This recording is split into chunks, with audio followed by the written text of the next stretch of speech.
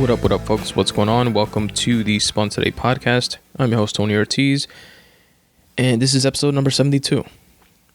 In episode number 72, I speak about watching 13 Reasons Why on Netflix. It's a new show. Listening to a dope new podcast that I stumbled upon called Brownsville.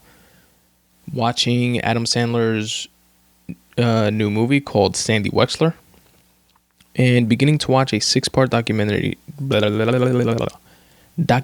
series titled Time, a Kalief Browder Story.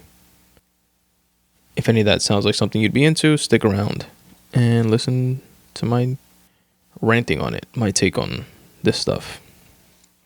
So first up, 13 Reasons Why.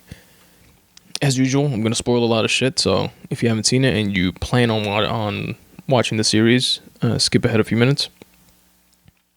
But the story is, the plot of the story is a high school girl that kills herself.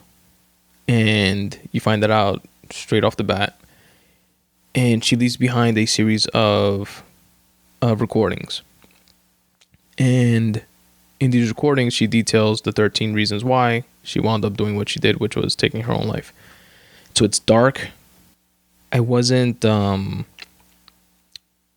I guess based on knowing what it was about, it didn't completely hook me into like, oh, you know, hell yeah, I wanna watch this. But it did sound somewhat intriguing, and my wife wanted to watch it. I watched the first couple episodes with her, and I felt that from there on out, like pretty much each episode is one of the recordings, and I felt that from there on out, it's more of the same. Not in a redundant sense, but I don't know. Like I don't know. To me, I just felt like I know where this is going. I can, just catch like the last couple episodes, which is what I did. I think I saw like the first 2 or 3, and then like the last 3 or 4 with her, and I missed a chunk in the middle. But or maybe even more than that. I probably caught like the last 5 because it started getting like better. I guess not that it was bad. I liked it. I just felt, whatever. Didn't want to watch all 13. I like the fact that it's based on a book by Jay Asher. Like I've told you guys in the past, that's like a bucket list, unattainable type dream that I have to see a book that I write get turned into something that I could watch on the screen, preferably like in a theater or something like that. But obviously, being picked up for a series would be dope. So that aspect of it is really cool. It was well written, in my opinion. The acting, I thought, by the main characters, which was Hannah, the girl that killed herself, and Clay, was phenomenal. I thought. I had never seen either one of them, and it was like really, like I really felt their performances. So that definitely helped enhance the experience of the show. I had a bunch of cool characters. It's a high school setting mainly, so it was interesting to kind of see. I like high school movies.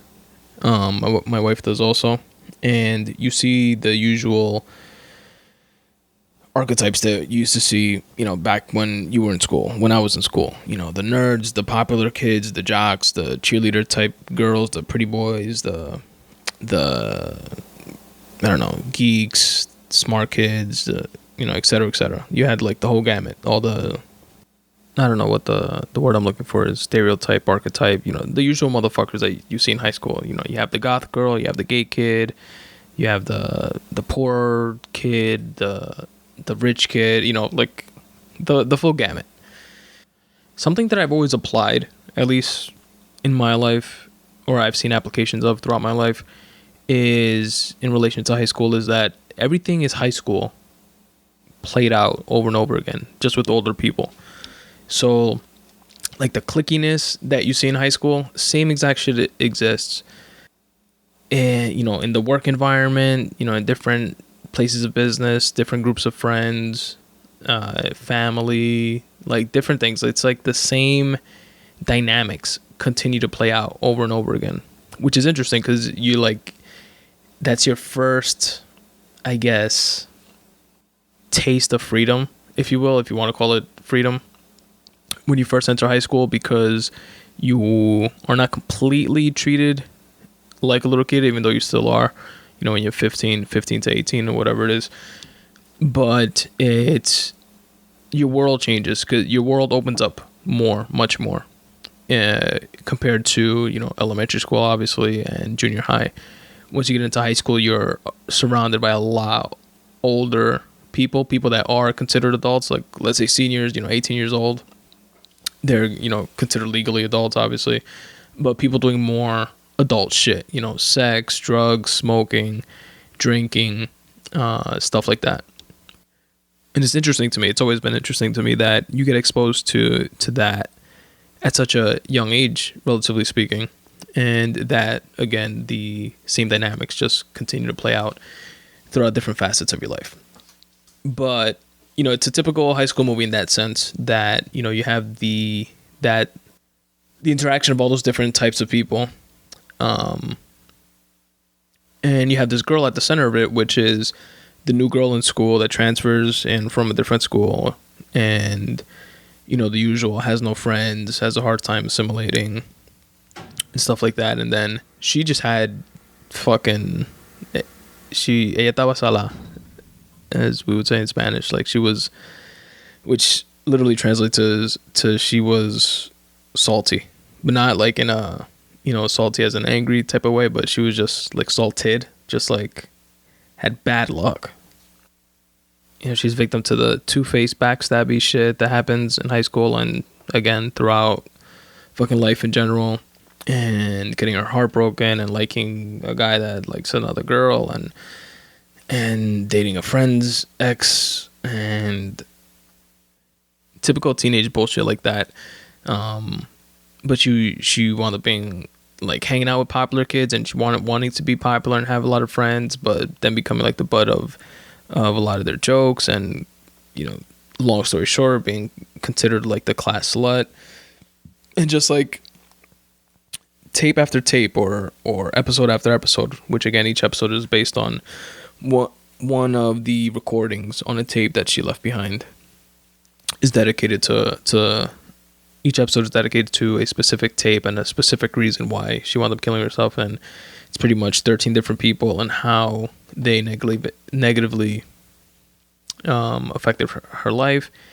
And she described what happened to her, like, notes being passed around about her, being the class slut and being stood up for dates, and just like everything went wrong for this girl, like from literally being raped, spoiler alert, to reaching out in a crowded party, reaching out to hold hands with the guy that she had a crush on, and somebody walking by and bumping into them, and her not reaching his hand, and then never second guessing herself and not reaching out again to hold his hand, even to little minute shit like that. Like, shit just didn't work out for her no matter what. She was clearly like troubled in the head, and like traumatized about all this stuff. I mean, you have to be a certain level of traumatized to off yourself, right? And it's interesting the way that they shot the show is that she's like narrating the show technically by the main character now, which is the guy that she had a crush on, and that really had a crush on her back, but just couldn't find the words. A typical shy high school kid couldn't find the words to express that to her. He is one of the people that are replaying these recordings and listening to her again post-mortem explain why she did what she did, and as they're shooting the series, I feel like I'm doing such a shit job of explaining this.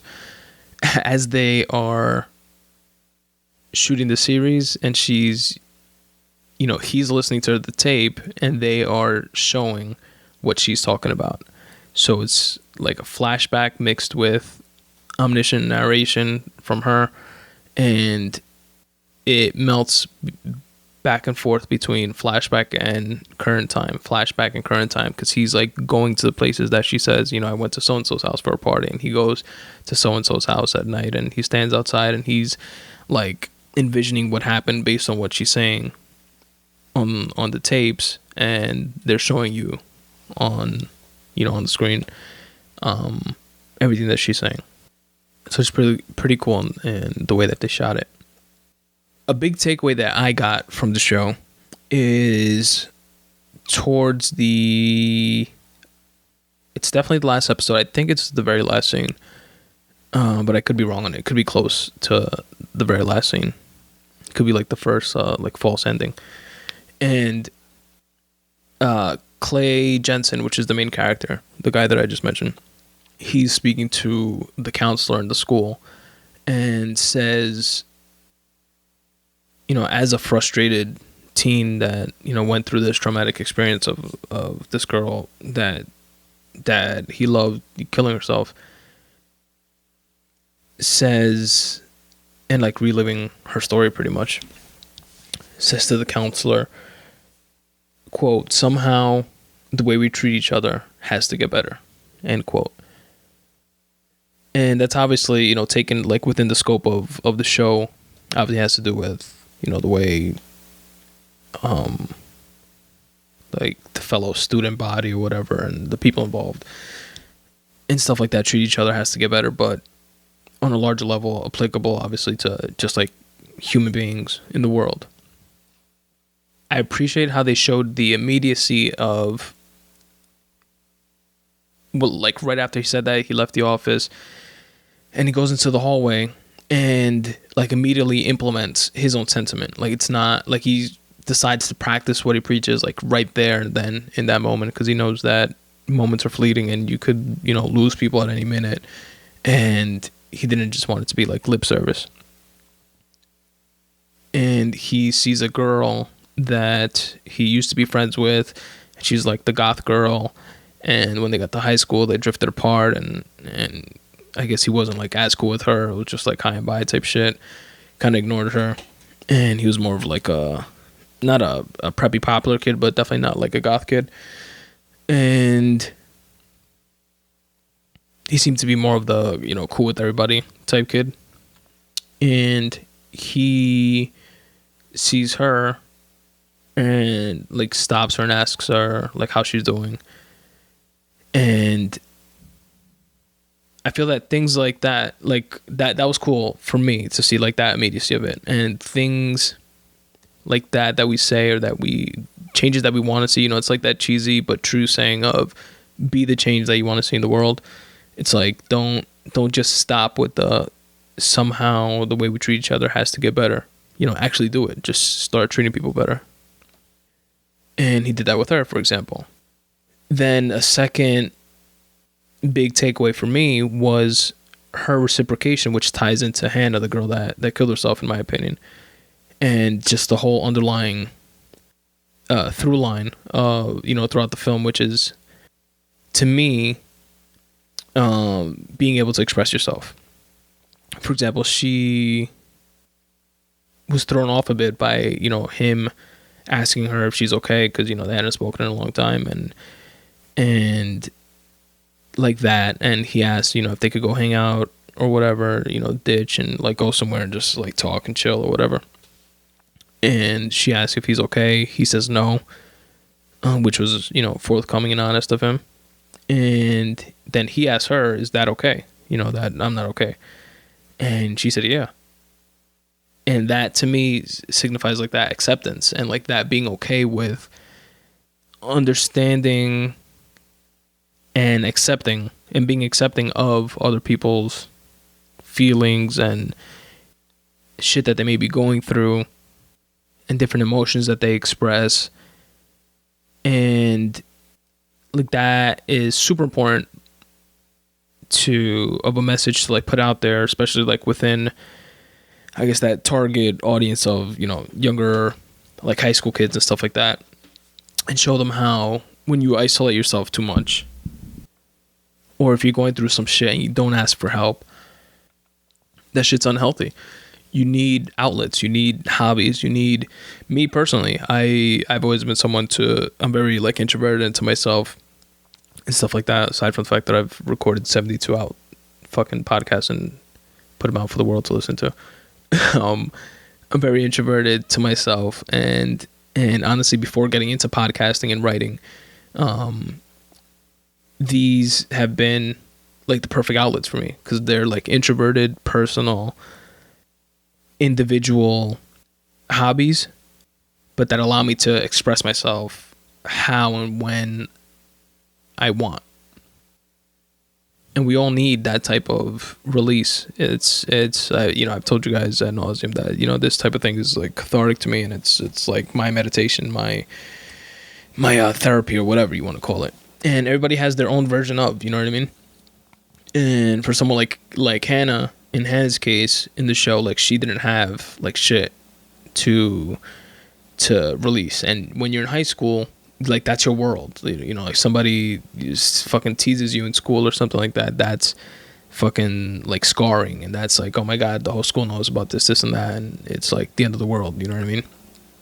And you don't have the foresight to realize that it's just high school, and it boils down to petty high school bullshit, which again, in a lot of ways, spills over to other time periods in your life when you experience similar things, but at different levels, whether it's in the workplace or whatever. It's still that, petty type of bullshit. Like, it's never that serious to like kill yourself, I think, in my opinion.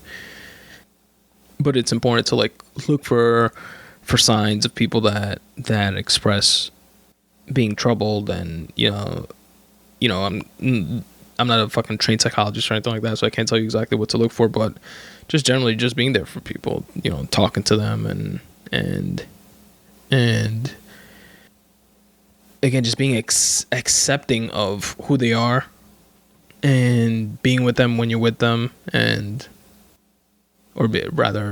being present when you're with them, not making it like a negative or confrontational vibe when you're chilling with them, and like little things like that go a long way, I think. And if her character had more of that, I feel, from a friend, from a boyfriend, from her parents, which were preoccupied, they loved her or whatever, but they were preoccupied with financial troubles, and they had a pharmacy that they were running, and they were like in the red, and they were very preoccupied with that. Didn't really spend time with their daughter and stuff, at least within the time period that they showed us in the show.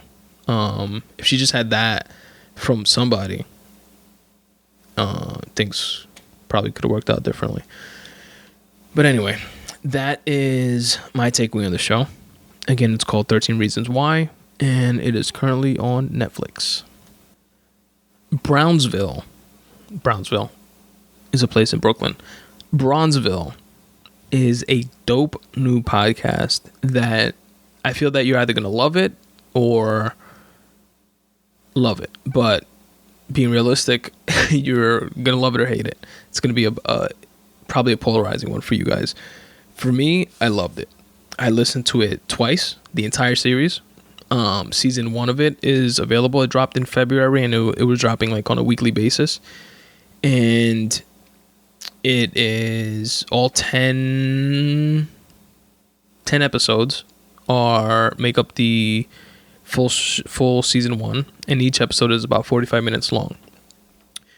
It's based on a true story. It's a period piece out of 1940s Southside Chicago, post Al Capone, like after Al Capone died, right after. And it's the story of an affluent, vibrant neighborhood called Bronzeville in the south side of Chicago that was fueled by organized crime, but not of like the Al Capone regime. It was a black owned, black operated, black run neighborhood. In a time when there was still a lot of racial tension, It's post Jim Crow, in the North, but not too far removed from all that bullshit. And the way they did it is they absolutely did not skimp on production quality. They call it a theater of the mind, or a theater for the mind, and it 100% was. I feel that, you guys know, take this with a grain of salt, because I'm biased as fuck, and I think podcasts have the ability to fucking change the world in ways that I wouldn't even know how to explain. So that said, fuck, where was I going with that? I just lost my train of thought. Podcasts are the shit, and it's dope even in this sense that podcasts are audio, obviously, right? You have some video podcasts and stuff like that, but primarily audio. 90% of podcasts are listened to versus watched. And even the video podcasts, you can just listen to the audio versions of. It's interesting in the sense that it's like advanced technology, quote unquote, in the sense that, it's available at your fingertips. There's so many outlets and different ways that you can consume podcasts. But it's like an old concept, right? Like a radio concept that was like pre-television times. And part of me, I like that, the juxtaposition between like that futuristic type of technology mixed with this like visceral connection to the past of listening to something like Bronzeville. That's a theater for the mind. I envision like Ralphie and Randy in front of the radio listening to Little Orphan Annie shows, you know what I mean, before TVs were a thing. And it's kind of like that type of experience, and that's pretty dope to me. So it's a really cool story, like I said, and there's definitely going to be a season 2, because I believe it's a pretty popular show, and they left it off, unfinished. So there should definitely be a season 2. But a really dope thing about this too is, aside from the production quality being sick and this just being like a new type of thing, it's not like Serial, it's not like this podcast, because obviously the Spun Today Podcast is in its own stratosphere of awesome, right? It's like its own thing altogether. Like, it really is like a theater of the mind. It's like you're watching a show. And it was actually pitched as a show, as a TV show. And I'm leaving the best part for last. But it was pitched as a TV show, and supposedly there was a lot of interest behind it, but obviously not enough to make it into a TV show. But the story was so rich and so dope that they wanted to tell it somehow. They decided to release it as a podcast, which is validating for podcasts in and of themselves, that they're getting this type of it's becoming like such a viable outlet. The sickest part is the people that are behind it. It's a star-studded cast, and I'm just gonna rattle off a few of the names. Lawrence Fishburne, yes, Morpheus, is in it. I think he's a producer of it, directed a couple episodes of it, and he's in it as an actor. Lorenz Tate is in it, which is a dope actor, and is a motherfucking vampire. I don't care what anybody says. That dude hasn't aged since fucking Menace to Society. It looks exactly the same. You have Tika Sumpter, Omari Hardwick, Wood Harris, my man, fucking Avon Barksdale from The Wire, Lance Reddick, which is Lieutenant Daniels from The Wire, Brittany Snow, and they actually described the show in an article that I read as a cross between Boardwalk Empire and The Wire, which is a pretty dope, pretty close comparison there. So if you're into any of those shows, you might be into this, especially if you're into podcasts.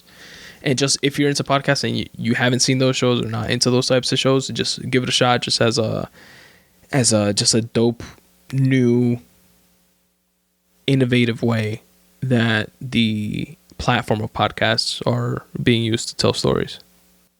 Again, it's called Bronzeville. spelled BRONZEVILLE. I will link to an article about the show in the episode notes, as well as to the actual links where you guys could find the podcast either on iTunes or Stitcher.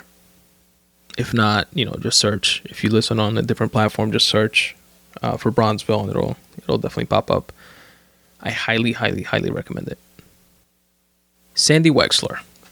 So this movie has gotten shit reviews, and I don't know if I'm a contrarian or what it is, but I thought it was good. And I'll tell you why. It's Adam Sandler's latest movie that's on Netflix, and I think it got I saw somewhere like a 1.5 star review and 2 stars, and Rotten Tomatoes score is horrible, and people that I've spoken to have told me that it sucked, but I liked it. And I think the problem is that just because it's Adam Sandler, we expect it to be a comedy. And I don't think that's what the angle was with this one. I mean, it had funny parts. It was funny. It's probably in the comedy section for the same reason. It's fucking an Adam Sandler movie. It definitely had a handful of funny parts, but to me, that's like the B story. The funny aspects of it was the B story to the whole thing. And to me, and I could be way off, obviously, but whatever. It's just my opinion. We're all multifaceted people, and it must be frustrating for someone that's good at something, making people laugh and telling jokes and shit like that they get pigeonholed into just that. And whenever they try to do something else, something different, they're like, hey, wait, that's not the funny stuff, and this wasn't as funny as your other stuff. And I feel that from, if I was in Adam Sandler's shoes, I would be like, it wasn't meant, I didn't mean it to fucking be funny. I'm a funny person or whatever, so funny moments come out and shit like that. But to me, it was just a story of Sandy Wexler, who was meant to be depicted as the antithesis of the typical Hollywood douchebag agent talent manager guy that we all think of when we think of the typical Hollywood agent manager guy. A douchebag, scumbag, sleazeball kind of character. And this Sandy Wexler guy, although he had his flaws, mainly and probably most annoyingly to me, the way he ate, super sloppy, and lied or told people just what they wanted to hear and stuff like that. I think that the movie showed that you could stick to your guns. You could be who you are and still make it to where you want to go, to where you want to be, to, even if you're playing within the confines of Hollywood that has its, rules and ways that people are supposed to act, and glamour and this and that and posh and blah, blah, blah, and all that type of bullshit. Sandy Wexler was a middle-aged Jew that, just cared about his clients, wanted the best for them, and did what he could to get them where they wanted to be, and took on clients that he felt weren't pieces of shit, and hustled and worked hard for them. And to me, that was the main takeaway of the movie. Be you. We all have flaws.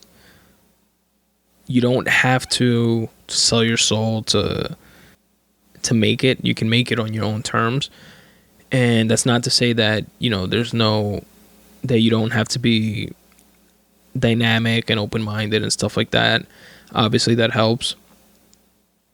But it's not to say also that you have to sell your soul and you have to be cutthroat and fuck people over and be that dude in order to make it in Hollywood or make it in whatever the fuck it is that you're into. Do what you want to do because you want to be doing it, and do it how you want to do it. If not, it's not worth it. Right? I mean, think about it.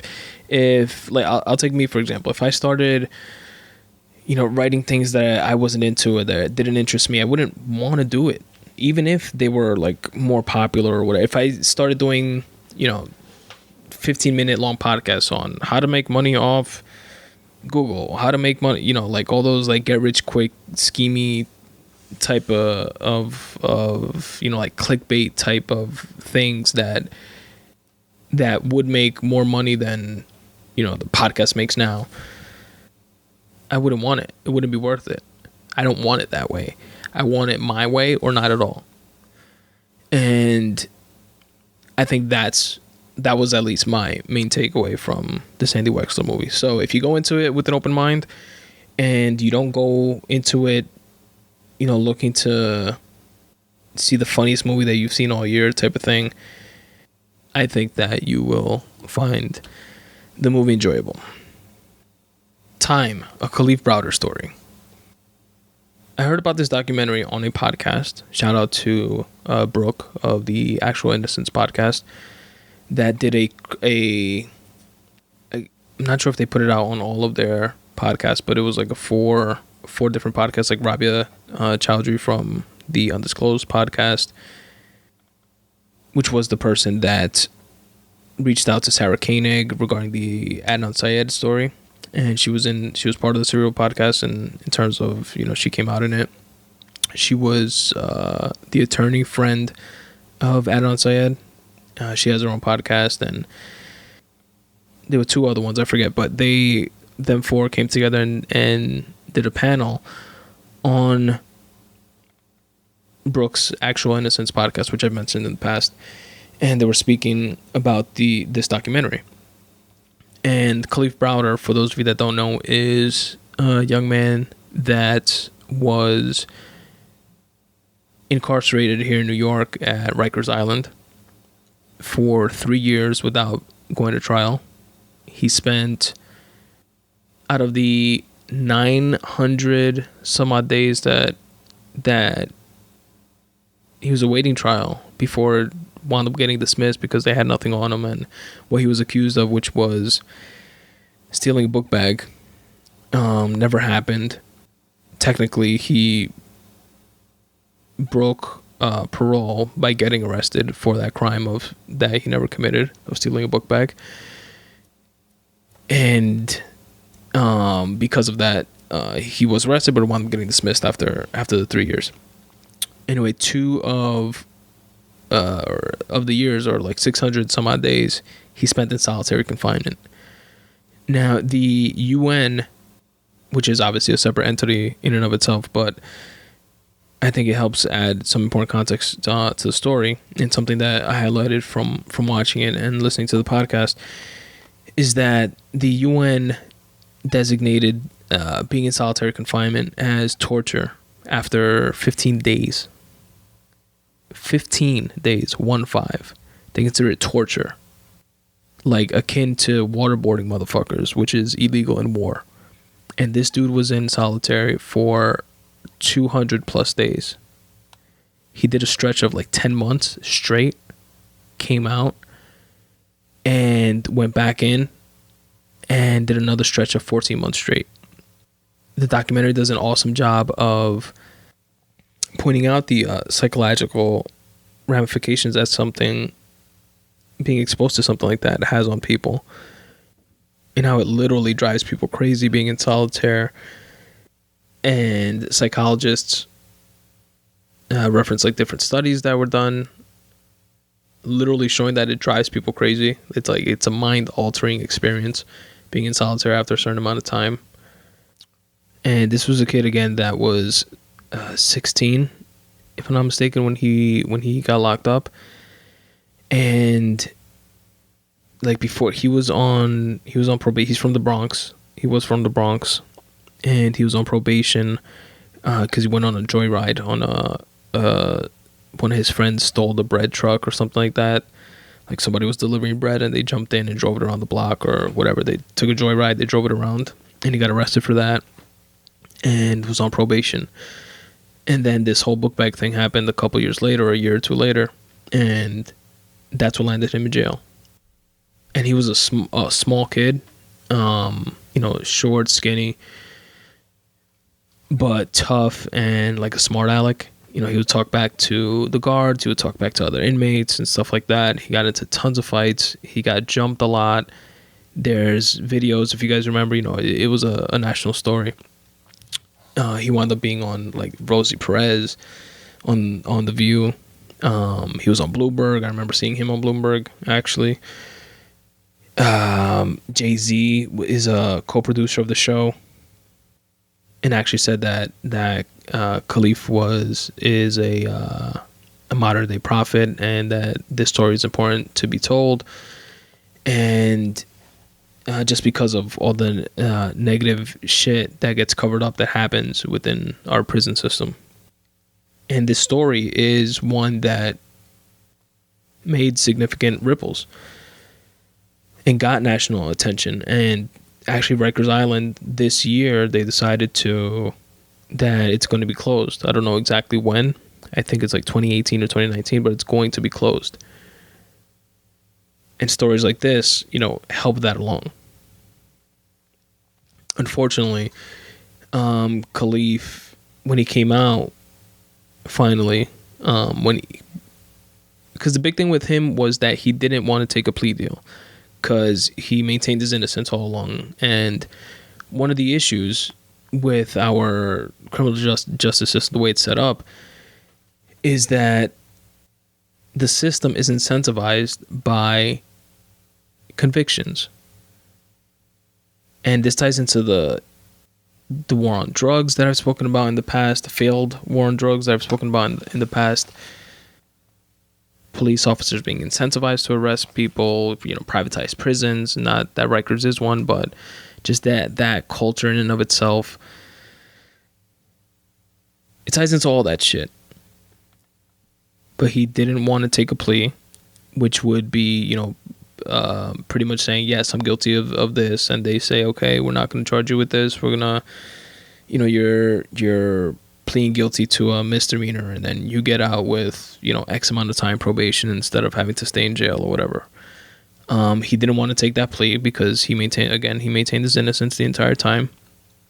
And that wound up having his case postponed time and time again, which was my biggest beef with this whole thing.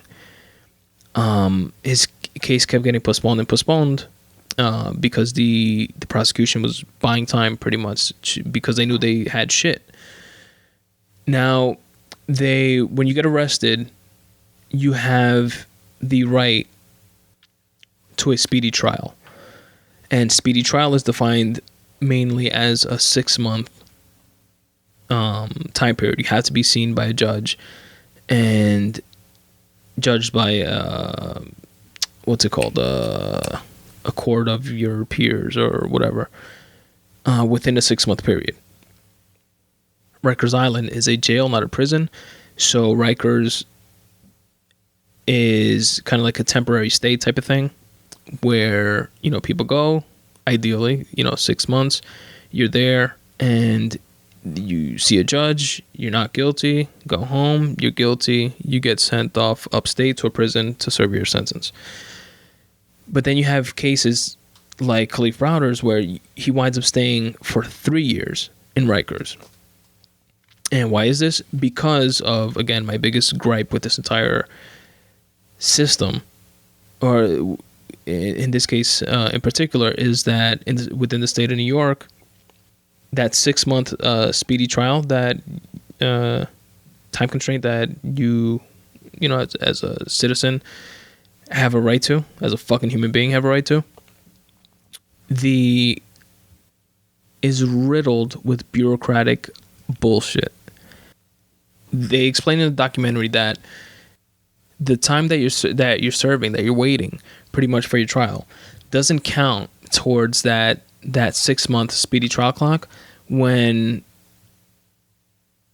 certain conditions are met, like certain little loopholes that they use happen, such as like postponing because the witness can't appear on a certain day, so they postpone it for a few weeks or a couple months, or if there's no available courtrooms because there's such a backlog of cases to be heard or listened to that they can't coordinate the the judge and the court to settle on a date to meet, so it gets pushed. And bullshit like that to buy time, which is what the prosecution was doing it for, because the witness that they had, the quote unquote eyewitness, had left to Mexico and was nowhere to be found, and they couldn't get in touch with him. So they, would say that he'll be here in 2 months. They get a judge. The judge sees it and sees the case. And when the case comes up, they say, I couldn't produce my witness today. Can we get a postponement? The judge usually grants that. And then, 3 months later, they see them again. And those 3 months don't count towards that 6 month speedy trial clock thing. And it's absolute bullshit. And, you have a different judge each time. And, they don't, judges are saying, 70 cases a day. And especially in the Bronx, that has a huge backlog, supposedly one of the worst in the entire country of cases. And then these people that are caught in the middle get fucked, like people like Kalief Browder. And it's like, to me, like, that rule shouldn't exist. Like, whatever the reasoning behind it was initially, whatever, courtroom logic, lawyery bullshit, that shouldn't exist. Don't piss on my leg and tell me it's raining. Don't tell me I have 6 months, within 6 months I have the right to a speedy trial, etc. Except with this caveat, except if we can't find the room to see you in, except if, so-and-so doesn't show up. Like, no, 6 months means 6 months, period. That's the way it should be. Not 6 months, but it could be 3 years. Like, no, motherfucker. If there's rules, the rules have to be followed. And if the rules that you created within the institution aren't in line and aren't working, aren't gelling, aren't flowing with the system the way it's supposed to, the burden shouldn't be on me. I shouldn't have to wait 3 years because you can't get your shit together and you're clogging up the system with nonviolent crimes and you're arresting people for fucking dime bags of weed and creating a situation where public defenders have to go through caseload after have more cases than huge law firms deal with just for one fucking public defender. So they literally can't care even if they wanted to. And then judges are seeing, 70 cases a day, and you're creating this environment, this system where that 6 month guarantee that I have, quote unquote guarantee under the Constitution or whatever the fuck, isn't true, isn't valid. So it shouldn't be that way. And I'm not naive. I know there's bad people out there, but I know there's good people out there too that just get caught up in petty bullshit, like taking a joyride at fucking 15 years old on a fucking bread truck and then walking home from a party and some scared kid that got robbed, pointing you out in the street to a police officer saying it was him because, there's another black guy. And, you wind up serving 3 years, 2 years in solitary, and he literally got out and was in school and got his GED and went to college. He was in a BCC, Bronx Community College, and had a 3.56 GPA or something like that, but just was completely troubled and traumatized from the whole jail experience and shit like that he wound up killing himself, this kid. And this might be like an extreme situation, it can be like, this exact thing happens every single day. Because maybe not to this extent, but it does happen far too often than it should. And again, it's based off of a system that's broken. You can't continue forcing shit through this broken system. That shouldn't be that way. That's not efficient. That's not... And look, I'm not like I don't know, what's the word I'm looking for? Like tree hugging, hippy dippy, everybody's great, love everybody, let everybody be free, no jail type of fucking dude or something like that.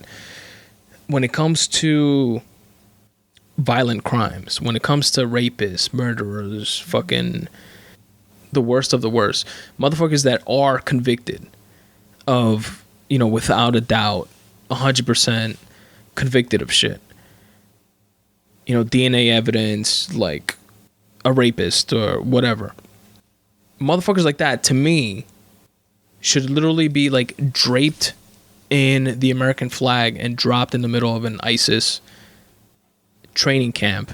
Let their heads get sawed off and mailed to their mothers. Like literally, they're like piece of shit human beings that shouldn't exist. I'm 1,000% for that. But then on the flip side, when you have nonviolent crimes and just a situation, a machine that allows the Kalief Browder story to even exist, that shouldn't be. That has to be fixed. That has to be changed. And I've said this before and I'll say it again. I know the system gets it right more times than it gets it wrong. But that can't be where we stop. That can't be like, it's right more times than, more often than not. So whatever. It's good enough. Like, no, it's not good enough. It's not good enough for that kid that lost his life, for others that have lost their lives, for that kid's mother that lost a son, for his brothers and sister that lost a brother, for the hundreds or thousands that are wrongly accused and convicted and caught up in the same type of bullshit now, currently, right now, today, within our flawed system. It's not good enough for those people. And it absolutely shouldn't be good enough for any of us. It's a sad fucking story, man. And to me, it's like the fixes aren't that it's not like we have to like redesign the entire, blow up the entire system and redesign the whole thing and change the consciousness of an entire country. And like, nah, change little shit like the fact that like legal aid representatives they're incentivized not by the conviction rates or the amount of people that they get off. They're incentivized by the quantity of cases that they close, like either way. So if you change that, if you align their incentives differently, say incentivize, based on how many people they get off, or disincentivize plea deals, you eliminate that systemic inclination to go towards copping a plea deal, especially to young kids that don't understand, they just see in front of them, go to jail for 2 years or go home right now. But if you go home right now, you're going to have this on your record for the rest of your life and you're going to be on parole for 5 years. And if you get the glimpse of being arrested within those 5 years, even if it's something that you don't do, you might wind up in solitary for 2 years straight. You know what I mean? Like, change little things like that. Like, it's like frustrating because it seems so obvious, like such obvious fixes, and it's just clouded by like bureaucratic bullshit. And it's been done like this since 1770. Like, fuck 1770, whatever the fuck. It shouldn't be done like that anymore. It doesn't work. Not as well as it should. But whatever, guys, check it out for yourself. Again, it's called Time, a Kalief Browder Story. It aired on Spike. It's co-produced by Jay-Z. And if you Google it, you could probably watch it online in a bunch of places. I actually didn't know Spike has... You can go to spike.com and watch it on there. You just have to log in with your credentials from your own, Time Warner or Spectrum or Dish Network, like whatever your cable provider is. Like, log in at spike.com and you could, watch it on there. It's a 7-part documentary series. 6 or 7? I think it's 7, actually. 7-part documentary series, and each episode is like 45 minutes to an hour long, and they break down the entire thing. It's definitely worth the watch, and I recommend it to you guys. Lastly, speaking of making change, or attempting to, I don't know if you guys remember a while back, a few episodes back of the Spun Today Podcast, I mentioned how a college professor of mine told me about an event that my old college was having, Baruch. Shout out to Baruch. That where like an current cop and or like an assistant DA or something like that, we're gonna go speak at the school about police violence and to spread awareness, etc., etc.